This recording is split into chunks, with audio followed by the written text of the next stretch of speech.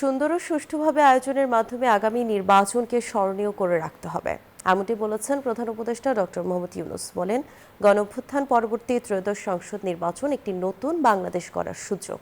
বুধবার রাষ্ট্রীয় অতিথি ভবন যমুনা থেকে ভিডিও কনফারেন্সের মাধ্যমে সারা দেশের উপজেলা নির্বাহী কর্মকর্তাদের নির্বাচন প্রস্তুতি বিষয়ে দিক নির্দেশনা দেন প্রধান উপদেষ্টা।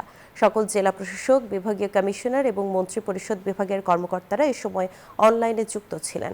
প্রধান উপদেষ্টা ইউএনওদের উদ্দেশ্যে বলেন, ইতিহাস নতুন করে একটি সুযোগ দিয়েছে।